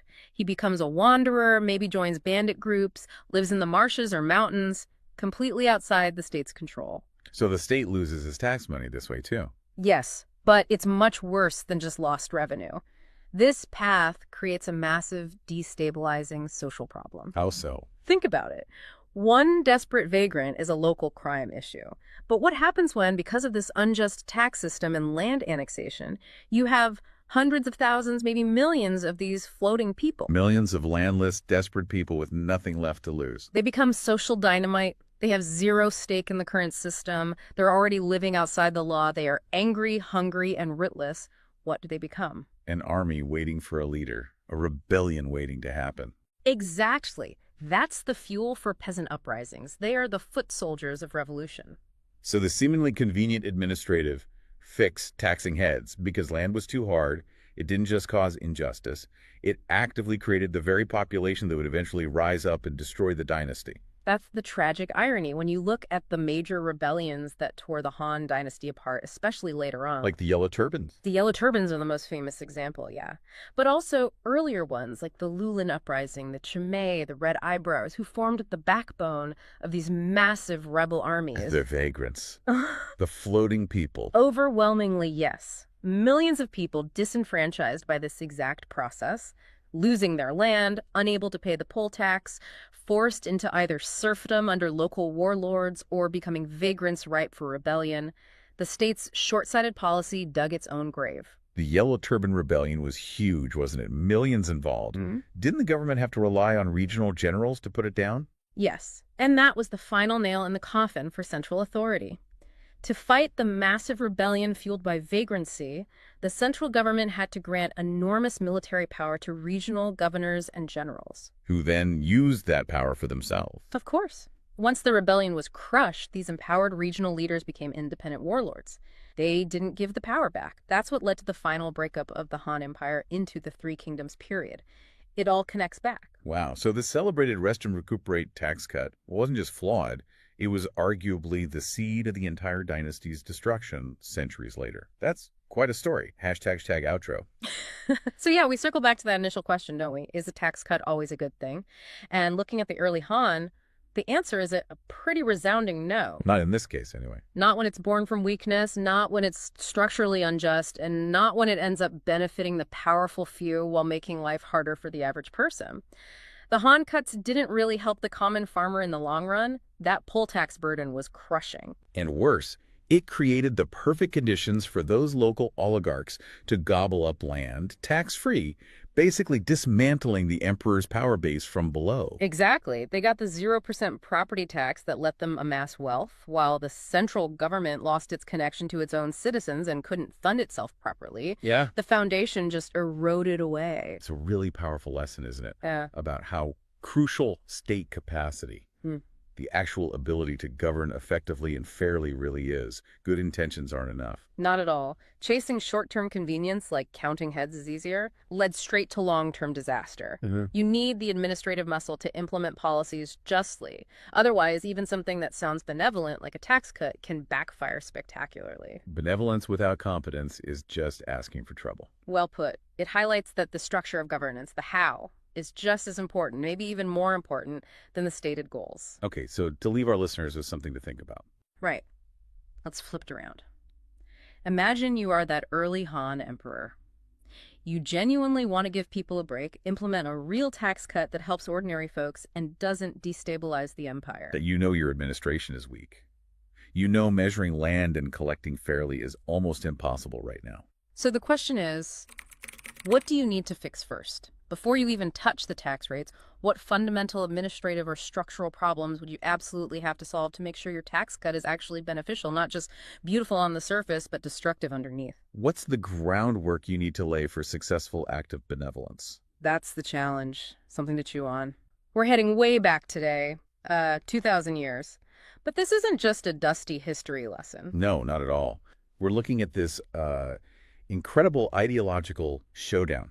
It basically set the stage for how governments, even today, argue about, getting involved in the economy. We're talking fiscal intervention, private power, economic stability, all these huge themes. And it happened in the Han Dynasty. An ancient clash, really, between something like laissez-faire and, well, pretty aggressive government action. Yeah, and it wasn't some quiet debate club. This was high-stakes politics right in the capital. It shaped how an empire managed its money for the next 2,000 years. Seriously, and the key figure, the man in the middle of it all, was this guy, Mr. Shang. Think of him as like the ancient Secretary of the Treasury, the CFO for this massive empire. And his ideas. They were radical back then, incredibly effective, and honestly, they still echo in financial debates we have right now. So if you really want to get your head around the idea of the state actively managing things, especially in that classical world, You have to understand Mr. Shang. His whole philosophy of active governance. He basically wrote the counter-argument to just letting things be, set up this fundamental conflict. exactly. And that's our mission for this deep dive. Really unpack Mr. Shang's ideas, this active governance thing, and you'll see these surprising links to modern stuff like Keynesian economics, even antitrust policy. He's the key, the shortcut to understanding how imperial finance actually worked. Okay, so to really feel the weight of this philosophical fight Shang was leading, you first need to grasp just how powerful this guy was. His rise is, well, pretty amazing. Yeah, he wasn't your typical bureaucrat. Definitely not. He was a genuine prodigy, born in Luoyang. And his background tells you something right away. Not nobility, not some scholarly family. Nope, son of a merchant, which likely gave him this, ground-level view of how commerce actually works, profit, trade. That perspective probably fueled his later ideas that really challenged the old way. Oh, absolutely. But the detail that just screams genius, how he got into the civil service. Yeah, get this. He was 13, just 13 years old, picked as an official candidate. And why? Because he was apparently a wizard at mental arithmetic. Think about that. A teenage quant running numbers for the biggest empire on Earth. It's incredible. And that skill in such a huge centralized state. It wasn't just a party trick. It was strategic. Being able to quickly figure out taxes, logistics, resources, that was power. His math brain gave him that first big push. And he just kept climbing. Didn't stop until he hit the absolute top of the financial world. Became the Da Si Nung, which for us translates pretty well to Secretary of the Treasury. Holding the purse strings for the entire empire. Revenue, spending, currency, funding those vast frontiers. All of it. And he honed this expertise under, well, immense pressure during the reign of Emperor Han Wudi. Right, and this emperor had huge ambitions. We're talking massive military campaigns to expand the borders. Yeah, pushing out against the Xiongnu nomads, for example. Yeah. Very expensive. And massive domestic projects, too. Canals, roads, infrastructure. Funding all that. It's not just ticking boxes on a budget sheet. It's a constant balancing act, a potential crisis every day. And Mr. Shang was the guy who figured it out. He drove the financial reforms needed to keep those armies marching and those canals dug. The emperor must have trusted him immensely, because before Han Wudi died, He promotes Shang again to Yushi Dafu, the Grand Censor, and makes him a regent. meaning he's advising the young heir. So when this big debate happens, Shang isn't just the money guy anymore. No, he's arguably the most powerful person in the empire, outside the imperial family itself, a real power broker. Which brings us right to the main event, the Salt and Iron debate. Held 6 years after Emperor Wudi's death in the capital, Chang'an. But, okay, why did they even need this debate? Well, the short answer, the treasury was empty, bone dry. All those wars. Exactly. Especially those long, grinding campaigns against the northern nomads. Super costly. Maintaining those supply lines, those garrisons, with very little financial return. So, to pay the bills, Shang and his team had brought in these state monopolies on essentials like salt and iron. They worked financially, stabilized the budget. But over time, well, things got messy. Corruption, exploitation. People were really suffering under them. And that sparked the debate. The official question was basically, should we ditch these monopolies? But it blew up way beyond that. It became this huge argument about everything. National strategy, the state's role in the economy, who should really hold the economic power. And you had these two clear sides. On one side, Mr. Shang, his finance officials, the government guys. And on the other, the literati.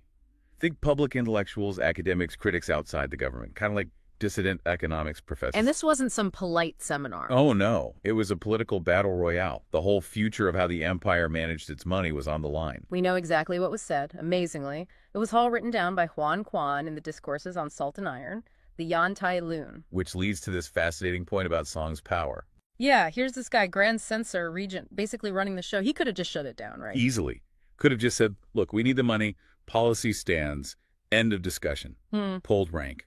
But he didn't. Why? That's what's so interesting. It shows incredible confidence, maybe. Or maybe he wanted to really cement the idea, the intellectual basis for his active governance. So instead of just ordering them, he decided to persuade them. With logic, with facts, and, crucially, using their own rule book against them. You mean the classics? Exactly. The data on this is just wild. In the recorded debate, he quotes the Lun Yu, the Analects, 18 times. 18 times. And the Shi Jing, the Book of Odes. 8 times. Mengzi, Mencius. Yeah. 5 times. He knew their texts inside out. That's brilliant tactics. The Literati based their whole authority on knowing these classics. And Song, this practical finance guy with a merchant background, basically walks in and says, not only do my policies work, but your own revered texts support them. I know them better than you do. It's like the Treasury Secretary today debating Nobel Prize economists, but instead of spreadsheets, whips out quotes from, I don't know, the Bible, the Federalist Papers, Shakespeare. Right. To prove his tax plan is not just effective, but morally sound according to their standards. It's a power move. He's flipping the script. They attack the monopolies on moral grounds, saying they violate ancient virtues. And he counters by quoting Mencius, showing his policies actually serve the people's welfare, provide stability, stealing their moral high ground. Political Judo, like you said. And remember the atmosphere. They were attacking him personally, calling him greedy, immoral because of his merchant roots. Yet the record shows he just kept his cool, stayed calm, used reason, didn't lose his temper. That kind of composure under fire, it shows deep conviction. Absolutely. Conviction backed by reason and using the very texts his opponents held sacred. That's why this debate wasn't just forgotten. He was ready to fight power with persuasion. Okay, we've got the man, the context. Let's dig into the philosophy itself. We tend to think of ancient states as preferring the sort of hands-off approach, right? Like an ancient laissez-faire. That's the common assumption. Passive non-action, the invisible hand, doing its thing. But Mr. Song, he completely rejected that. Utterly. And that rejection, that's the core of his intellectual revolution. He argued the state shouldn't just sit back. It had to act. His summary for this idea was just 4 words, wasn't it? Simple, radical, active governance. It's so tempting to jump to a modern parallel. Like, he's the John Maynard Keynes of 2,000 years ago, arguing the state needs to step in and manage the economy. It's a useful starting point, that comparison, but yeah, we need to be careful. The context is key. Right. Keynes was focused more on smoothing out economic cycles, right? Using spending and monetary tools to fight recessions, manage demand. Exactly. Song, with active governance, was using state control over key resources managing the supply side, really to achieve different goals. Goals like Preventing powerful private players from getting too strong and funding a massive permanent military.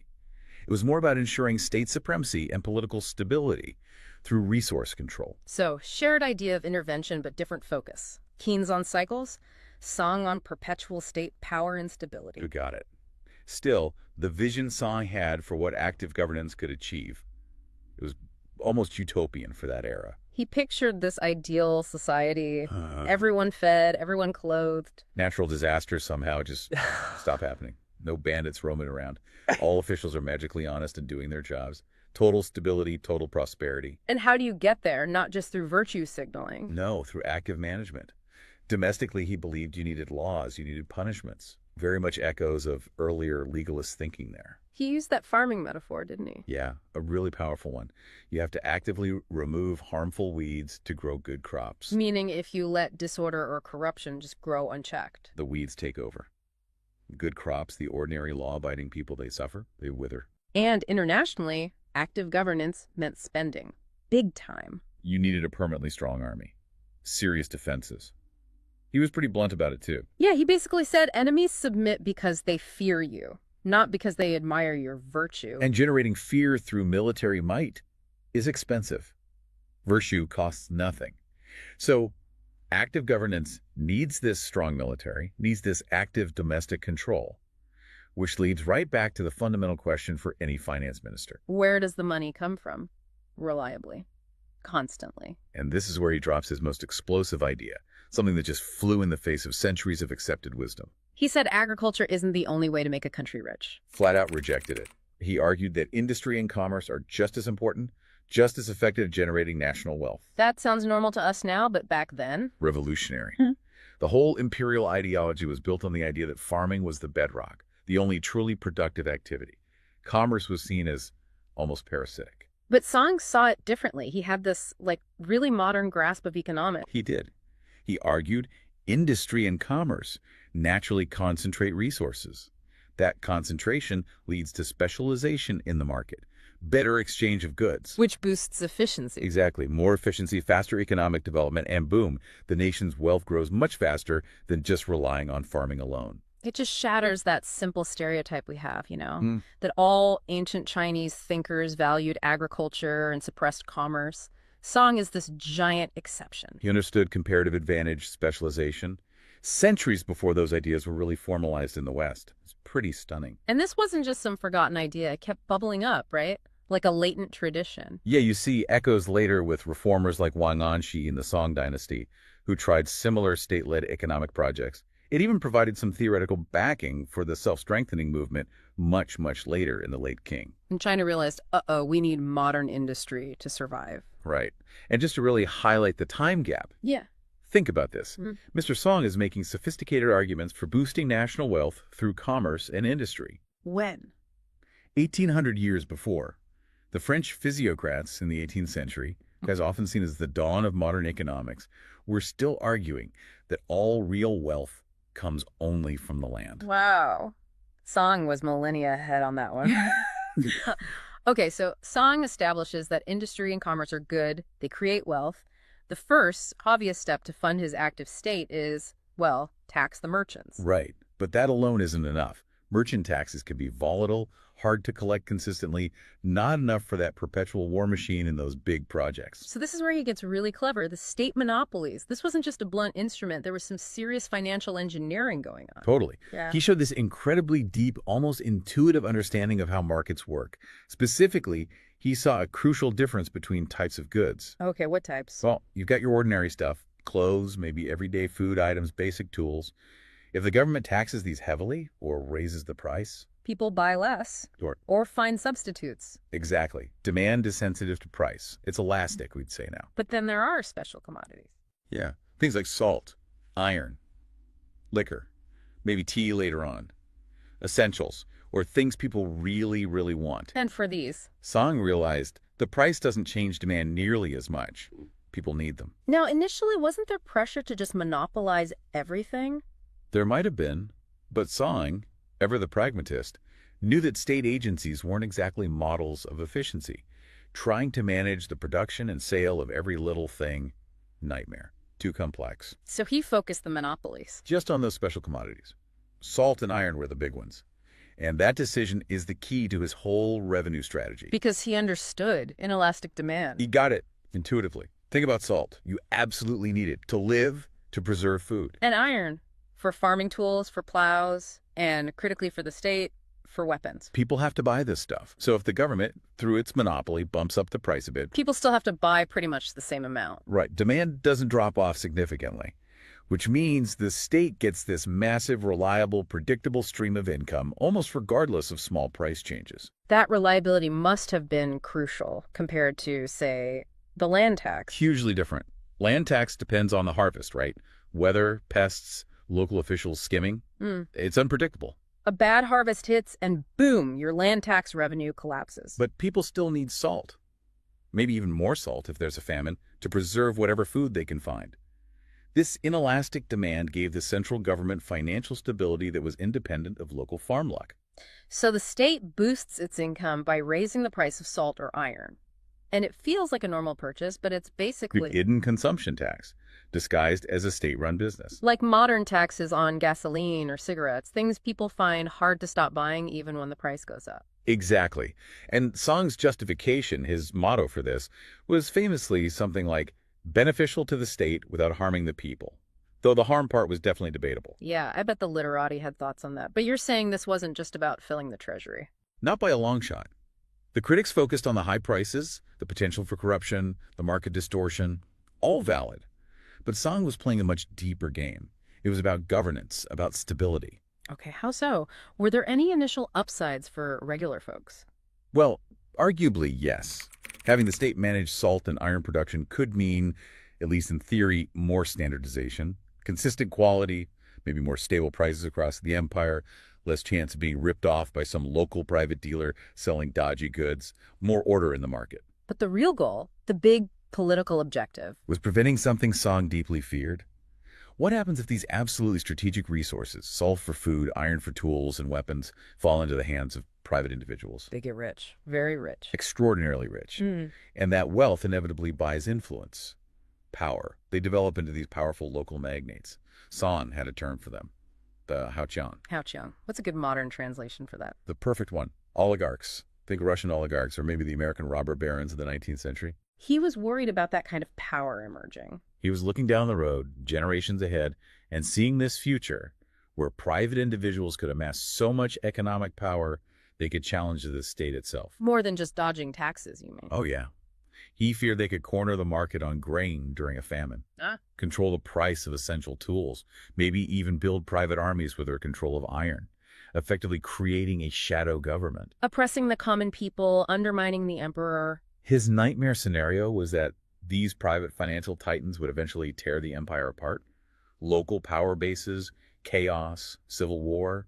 For Shang, the state had to control these strategic choke points to survive. So the salt and iron monopolies, Right. they weren't just about money. In Shang's mind, they were the empire's first antitrust law, designed to strangle those potential monopoly giants, those oligarchs, before they even got started. Kill them in the cradle. Wow. Preventing the rise of a rival power center through economic control. It was all about long-term stability, preventing that dangerous social imbalance that comes from unchecked private wealth. A really proactive, almost preemptive strike against internal threats. Okay, but let's push back a bit. The argument is, to prevent private monopolies, you create a giant state monopoly. Isn't that just replacing one problem with another? It's still authoritarian, still open to corruption, which is exactly what his critics said. And that's a completely fair point from our modern perspective, but we have to try and see it through his eyes within the context of the Han Dynasty. What was different then? Well, his thinking was heavily influenced by older legalist ideas, which really prioritized imperial unity and stability above everything else. The state as the ultimate guarantor of order? Pretty much. Yeah. And they didn't have the tools we rely on today to check private power, right? Yeah. No independent courts in the same way, no strong democratic accountability. From Shang's viewpoint, direct state control might have seemed like the only reliable way to stop society from collapsing under the weight of private greed. So, better the devil you know. Predictable state inefficiency, accountable ultimately to the emperor. Then unpredictable, ruthless exploitation by dozens of private oligarchs accountable to nobody but themselves. It's tough to judge him by 21st century standards. It is, but you have to admire the depth of his thinking, using fiscal tools to grapple with these huge issues of social balance and state survival even 2,000 years ago. So let's try to wrap up, Mr. Shang. We're looking at this incredible figure. Child prodigy rises to the absolute heights of power. Armed with this understanding of commerce and industry that was just light years ahead of contemporary Western thought. Formulates this philosophy, active governance, interventionist, pragmatic. Designed not just to fund wars, but fundamentally to keep the empire stable in the long run. How? By using fiscal tools, these monopolies on essential goods. The ones with inelastic demand. Right. Using those monopolies to actively stop a dangerous class of private oligarchs from ever emerging. Intellectually, he seems to have won the argument, at least on paper. He had the power, the logic. He even used his opponent's own sacred texts against them. A really compelling, rational case for a system that delivered wealth and crushed potential rivals to state power. And yet, he wasn't guaranteed to win the political fight. The literati, his opponents, they had sharp criticisms ready. Moral arguments, practical arguments. They challenged the very soul of his system. And that's the fascinating thing. What? Shang's policies, the state monopolies on strategic goods, they actually lasted. They persisted across dynasty after dynasty, long after this specific debate ended. Why? Were they just too effective? Too effective financially, probably, and too good at keeping potential internal economic rivals weak. The system just worked too well for the central state to ever fully give it up. So here's the final thought, the question for you listening. Song's active governance seems like a powerful answer to the threat of oligarchs, backed by solid financial logic. But imagine you're one of those literati, one of those professors 2,000 years ago. You see the corruption. You see the hardship caused by the state monopoly. How do you argue against Song's logic? What kind of moral or practical case could possibly take down a system that guarantees state stability and crushes the super rich? Right, so last time we really got into Mr. Shang, right? This incredibly sharp Han Dynasty Treasury Secretary. Yeah, the architect of those huge state monopolies. Salt, iron, the big stuff. A real believer in what he called active governance. Exactly. The idea that the state must step in, control key industries, extract maximum revenue to fund its projects. Very hands-on. But then imagine this scene. The emperor, maybe feeling some political heat, summons the opposition. And it's not rival ministers. No. It's hundreds of thinkers, intellectuals, mostly Confucian scholars, the very people you might picture as, well, kind of impractical bookworms. Right, obsessed with ancient texts and morality. But here's the twist, the paradox that really grabs you. When these scholars get their platform, challenging the most powerful financial figure in the empire, they don't just make moral arguments. No, they sound surprisingly modern, almost like early libertarians or something. Oh, it's uncanny. They're talking small government, laissez-faire economics, demanding the abolition of those state monopolies. That's like, wait, are these Confucian scholars or early Chicago school economists? Exactly. So this deep dive, that's our focus, digging into this forgotten opposition. We want to really unpack the arguments of these literary scholars, virtuous officials, the Wen Shui Shine Long. What were their core policies, their philosophy? And how do these ideas, formulated 2,000 years ago, give us this complete counter-narrative to state intervention, a narrative that honestly still shapes our political debates right now? Okay, so let's define the players first. Who exactly were these literary scholars and virtuous officials? The name itself seems important. It is. It points to two different recruitment paths into the government system, essentially. Okay. The literary scholars, or Wen Shui, were mostly these Confucian intellectuals, often chosen from the provinces, the commanderies, and kingdoms, especially east of that key strategic point, the Hangu Pass. Think of them as the empire's philosophical core. And the virtuous officials, the Shine Long. These were men selected, supposedly, for their outstanding moral character and governing potential, often chosen from areas closer to the capital. But the key thing here, and you mentioned this, is that they weren't necessarily high-ranking officials at that moment like Mr. Shang was. That's crucial. They might have been selected for future office or held lower posts, but they weren't the entrenched bureaucracy. And interestingly, the historian who recorded this whole debate, Huan Quan. In the Yan Tai Lun, the discourses on salt and iron. Right. He doesn't list their individual names. He groups them together. Why? Because their arguments against Shang's policies were remarkably unified. They presented a united front. And we really need to ditch that stereotype of them being ivory tower academics, right? These weren't just scholars writing papers. Absolutely not. Think of them more like dissident public intellectuals, maybe university professors, independent researchers, think tank experts today. They were specifically brought to the capital for a public showdown. A showdown with the Secretary of the Treasury himself in front of the court. Yeah, imagine the pressure. This was high-stakes intellectual combat. Their job was to publicly dismantle the financial policy of the empire's most powerful minister. To assume they just showed up with some nice poems about virtue is completely missing the point. They came prepared. They had an alternative vision. They had to. They knew the assignment. Critique, yes, but also offer a viable alternative way to run the empire's finances. Okay, so if Mr. Shang represented active governance, intervention, control. Then the scholars, almost by definition, had to champion the opposite, passive governance. Or maybe minimal governance is a better way to think about it. So what does that look like, practically speaking, in the Han Dynasty? How do you govern passively? Well, at its heart, it's about keeping costs down, fundamentally.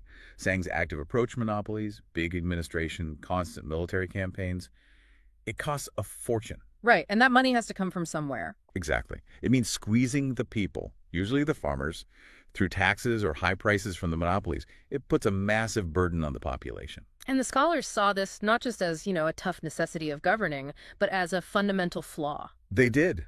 Their alternative was simple. Find the most economical way to run things, the lowest possible cost. Lighten the load on the people. Let them prosper on their own. It's fascinating how direct the parallel feels to modern debates. Shang sounds almost Keynesian. The government needs to step in, regulate, spend. Right. Manage the economy. Yeah. While the scholars sound like classical liberals, almost pure laissez-faire. Keep the state small. Keep taxes low. Let the market work. And they had this incredibly evocative phrase to capture that ideal of minimal government, a sort of poetic ideal for the ruler. Oh, it's beautiful. Rule with droopy robes and folded hands. Chui gong rg. Explain that image. What does it convey? Think about it. The emperor, the siren, is present. He's on the throne. But his robes, his sleeves are drooping, his hands are clasped at rest. He's not actively manipulating things. He governs through non-action. Is that the idea? Wu wei, precisely. Wu wei. Governing by not overtly interfering. The ideal statecraft should feel effortless, almost invisible. Quiet, cheap, no big flashy displays of state power. It's maybe the most elegant description of small government ever penned.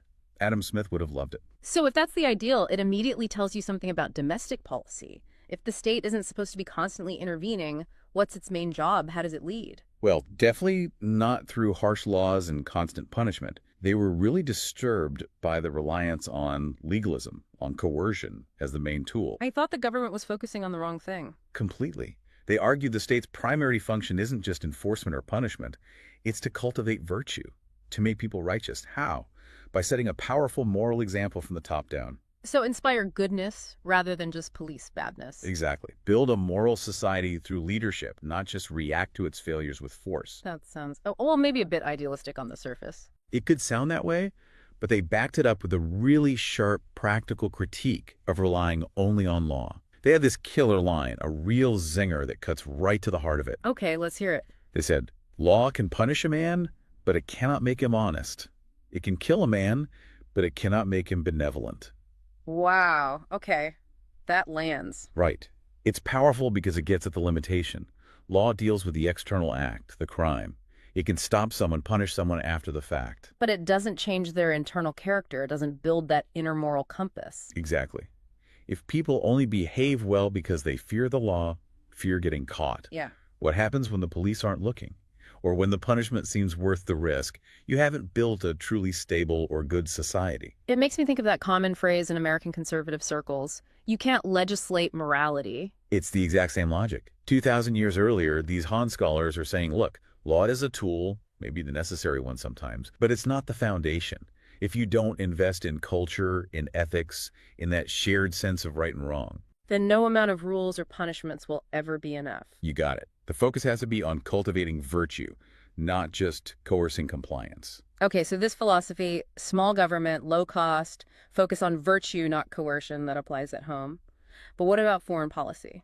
Empires have borders, enemies. Right. You can't just stop being frugal and passive at the border. It has to extend outwards. So if Mr. Shang was funding his massive armies and expansion with those monopoly profits, hardbower. Then the scholars needed an alternative strategy for dealing with the outside world. And they had one. They argued strongly against constant warfare and aggressive expansion. But again, it wasn't just a moral plea for peace, though that was part of it. This was also about efficiency, about cost. Absolutely. It was strategic.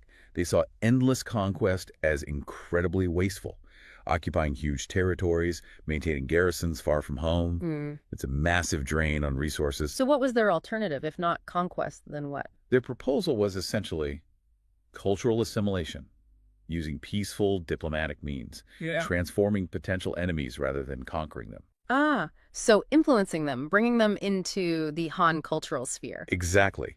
They believed it was far cheaper and ultimately more effective in the long run to expand the empire's influence by exporting its culture, its values, its way of life, win them over rather than hold them down. That sounds incredibly like the modern concept of soft power. It's precisely soft power 2 millennia ago. They understood that cultural attraction could be a more sustainable and less costly form of influence than military occupation. It reduces the long-term cost of managing an empire dramatically. Okay, that's clever. But they took it even further, didn't they? With an idea that sounds shockingly modern. Oh, this is where it gets really fascinating. Yeah. They introduced the concept of a natural boundary for imperial expansion. A natural boundary. What did they mean by that? Not like a river or a mountain range necessarily. Not just geography, no. It was an economic concept, a hard-nosed analytical idea. They were basically saying there's a limit to how far an empire can expand profitably. Profitably. So based on cost versus benefit. Precisely. This is pure marginal cost versus marginal benefit analysis applied to geopolitics. It's something you'd expect from a modern Rand Corporation report, not ancient scholars. So explain the logic. How does that work? They argued that once an empire expands beyond a certain point, this natural boundary, the cost of taking and holding that next piece of territory becomes greater than any benefit you get from it. Okay, let's break that down. What are the costs of expanding, say, another 100 miles into nomadic territory? Well, you've got the immediate military cost, soldiers, supplies, logistics lines stretched thin. Then you need to build forts, roads, set up a whole new administration out there, pay officials. And deal with inevitable resistance or rebellion. Right. Constant security costs. And what's the benefit? Maybe the land isn't very fertile. Maybe it's sparsely populated, so tax revenue is minimal. Maybe the resources are hard to get out. So the overhead, the administrative and military burden of that new territory starts to outweigh any value it brings back to the central government. Exactly. The scholars were essentially saying, look, we've done the math. For every extra square mile we conquer out there, it's costing us more in soldiers, administrators, and headaches than we're getting back in taxes or goods. It's a purely utilitarian calculation. Forget glory, forget manifest destiny. Is it paying the bills? That's the question they were asking. It's about national solvency versus imperial ego. And we have a term for this in modern history, right? We do. Imperial overstretch. It's the idea that great empires often collapse not from one big defeat, but because they slowly bankrupt themselves, trying to maintain territories that have become too vast and too expensive to manage. Rome, maybe the British Empire later. Exactly. The logistical and fiscal strain becomes unsustainable. The Han scholars diagnosed this problem, this fiscal limit to empire, 2,000 years ago. It's quite breathtaking, really. Okay, so we had this clear philosophy. Passive governance, minimal cost, focus on virtue domestically, and a very calculated, cost-conscious approach to foreign policy and expansion. Right, a consistent worldview. So, given all that, their position on the central issue of the debate, the salt and iron monopolies, seems almost inevitable. Completely. Abolish them. And the state control. Open those industries up to private enterprise, to free development. That was their core economic demand. And how did they argue against Mr. Shang's justification? He claimed the monopolies were good for the state and didn't harm the people.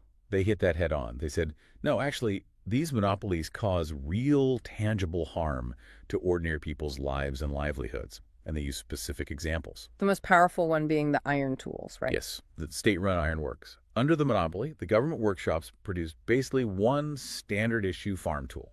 A shovel, a plowshare, whatever. One model for the entire empire. Which sounds efficient from a mass production standpoint, maybe. That's probably how Shang saw it. But the scholars pointed out the reality on the ground.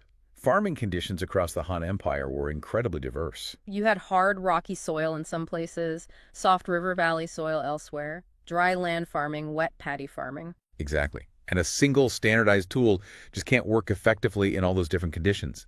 If you need a heavy-duty tool for tough ground, but the government only issues a lighter one, it breaks. Or it's just useless. It slows down your work, ruins your harvest, costs you money. Precisely. It holds back agricultural progress. This wasn't just theoretical. It was a practical disaster for farmers who needed tools suited to their local needs. It's such a clear illustration of a fundamental critique of, well, central planning. It really is one of the oldest and best arguments against it.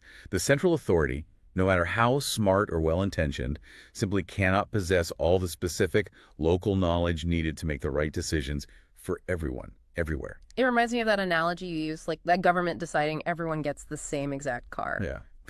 Imagine a government car administration saying, okay, efficiency dictates we only make one model, a basic sedan, and they give that same car to the farmer who needs a pickup truck, the mountain delivery driver who needs four-wheel drive, the city commuter. It just doesn't work. It fails everyone in different ways because it ignores diverse needs. The scholars saw the state iron monopoly doing the same thing to agriculture. So that was argument one, practical failure, harm to the people. Argument two went after the money itself. They challenged the whole idea of state profit. How so? They were blunt. They said, look, this profit the state is making from salt and iron, it doesn't just magically appear out of thin air. Right. It has to come from somewhere. Since you, the state, are making money from this monopoly, that money must be coming from the pockets of the people buying the salt and iron. So it's not really profit in the sense of creating new wealth? No. In their view, it was just a transfer of wealth. They called it, quite directly, plunder. The monopoly was simply a mechanism to take money from the population and put it into the state treasury, using government power to enforce it. That's a strong word, plunder. It is. And it leads directly to their third major point, which is about who is running these monopolies. They question the very ability of government officials to manage these industries effectively. Why couldn't bureaucrats run a salt works or an iron foundry efficiently? Think about incentives. A government official run the state monopoly has a guaranteed job. They have no personal capital invested. They face zero competition. What's their motivation to innovate, to cut costs, to improve quality? Well, probably not much. Their main goal might just be to meet quotas, avoid trouble maybe, increase revenue for the state or themselves. Exactly. And the easiest way to increase revenue in a monopoly, just raise the price. They argued that bureaucrats inevitably resort to price gouging because there's no market pressure to keep them honest or efficient. So the price of essential goods like salt and iron just keeps going up and up. Until ordinary people can barely afford them. Right. The officials aren't acting like entrepreneurs trying to build a better business. They're acting like, well, like tax collectors in disguise, extracting revenue through high prices. This sounds a lot like the modern concept of rent-seeking. It's precisely rent-seeking behavior described 2,000 years ago. Using a privileged position granted by the state not to create value, but simply to extract wealth that already exists. They're not managing a business. They're collecting a toll. Milton Friedman would have recognized this argument instantly. The inherent inefficiency and tendency towards extraction when the state runs commercial enterprises. Absolutely. But Mr. Shang had a counter-argument ready for this, didn't he? He worried about private power. Yeah, his big fear was that if the state didn't control these industries, then powerful private merchants oligarchs would take over.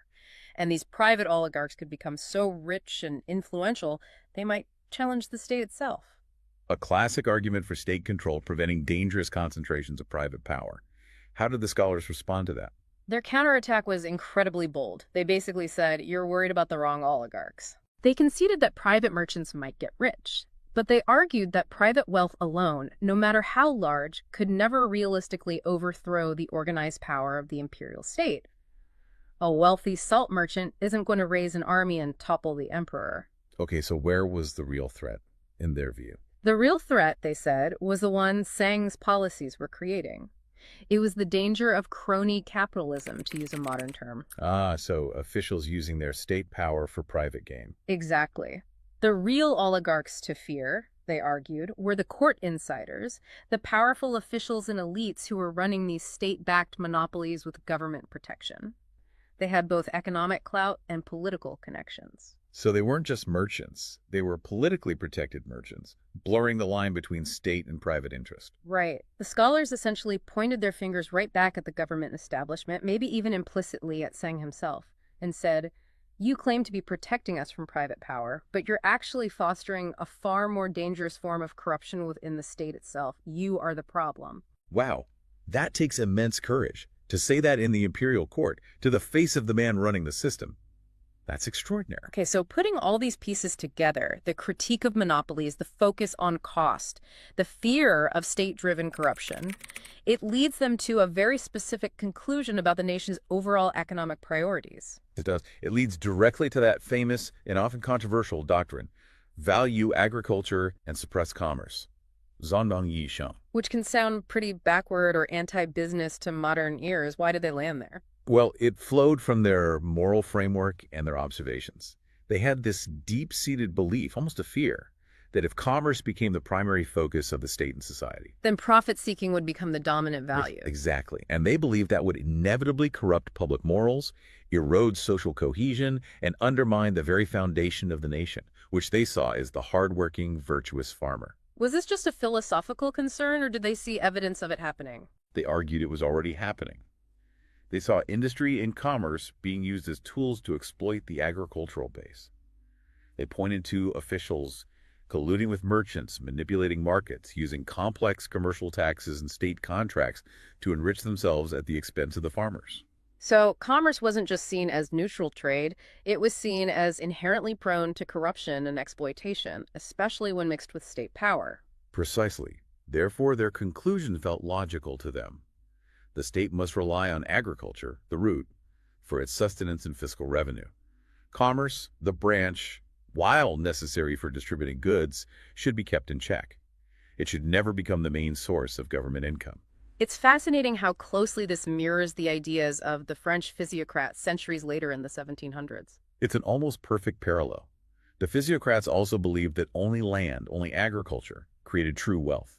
Everything else, manufacturing, trade, commerce, they saw as sterile or unproductive. Meaning these sectors just reshuffled existing wealth, or worse, acted like parasites, extracting value from the farmers who were the only ones actually creating something new from the earth. That was exactly the view. Industry and commerce didn't create, they only transformed or transported.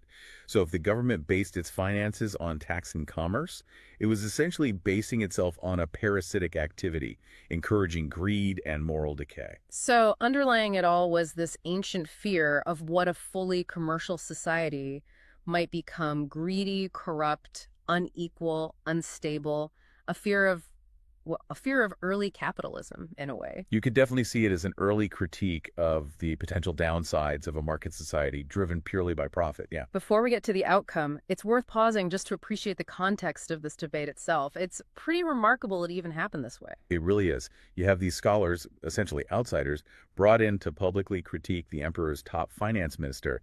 The stakes were incredibly high. And yet, by all accounts, Mr. Shang, despite being the target, allowed a relatively free and open atmosphere for the discussion.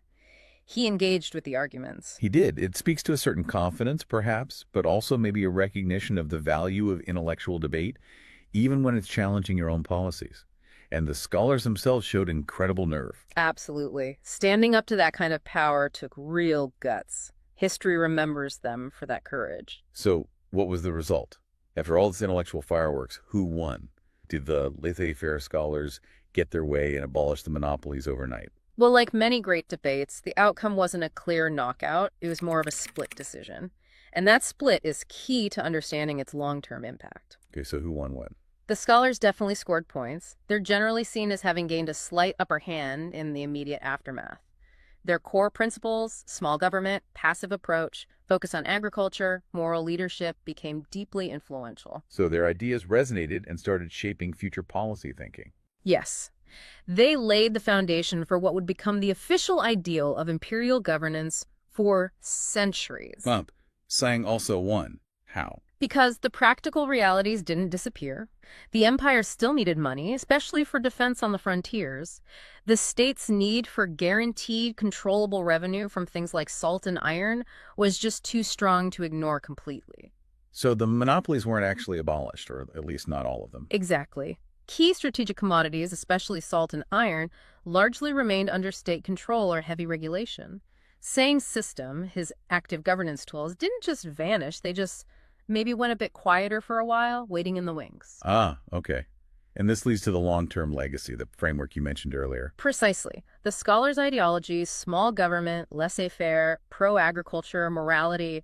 First, this became enshrined as the empire's orthodox principle. This was the official philosophy, the one taught in schools, the ideal everyone paid lip service to for the next 2,000 years. The correct way things should be run, according to official doctrine. Right.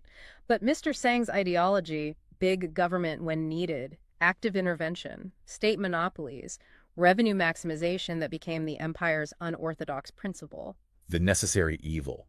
The toolkit you pull out when things get tough. Exactly that. It was maybe officially frowned upon in peaceful times, but the moment a serious crisis hit, a major war, a famine, a rebellion, emperors almost inevitably reached back for Shang's interventionist playbook because it worked in the short term to raise funds and mobilize resources quickly. So you have this fascinating dynamic, an official ideology of small government constantly rubbing up against the practical necessity in times of crisis for big government action. It created this permanent tension, this ongoing dialogue or conflict within Chinese imperial finance for millennia. The orthodox principle versus the unorthodox necessity. They were two sides of the same coin, constantly shaping policy. It's incredible. It's like the ghosts of these two opposing viewpoints were locked in debate for centuries. And you could argue those ghosts are still with us, because fundamentally, what were they debating? The role of the state in the economy. Free markets versus intervention.